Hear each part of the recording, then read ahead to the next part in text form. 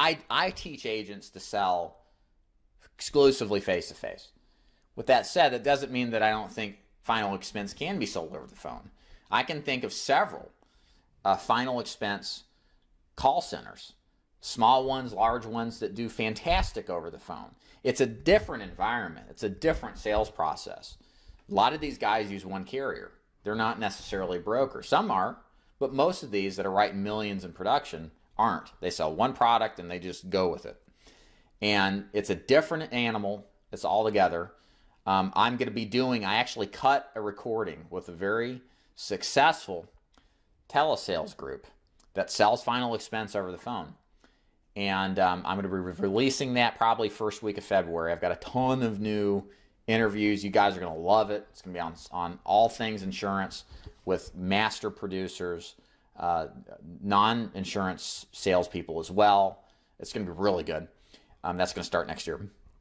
But in this particular instance, it's just a different animal. They're heavy on rapport building. They use their website to help sell the products. It's still a one-call close 90% of the time, as he described. They spend an hour to an hour and a half on the phone, I think, on average, before they actually even get to actually selling the product. So there's a lot more that goes into selling over the phone. And where I'm going with this, JJ, is for me, I'm a face-to-face guy, okay? My impetus, my whole structure here has been on how do you sell successfully face-to-face with these people, and developing a sales process that works really well, because when you're face-to-face with somebody, it's an entirely different process than if you're just reaching a prospect over the phone off of a lead that doesn't have any prior understanding of what you do. So, what the main element is, you can't connect with people as well or in the same way over the phone as you can face-to-face. So a lot can be done quicker and faster face-to-face than you can over the phone, which is why the process of building rapport is much more important over the phone than it is face-to-face. I'm not a big believer in rapport building.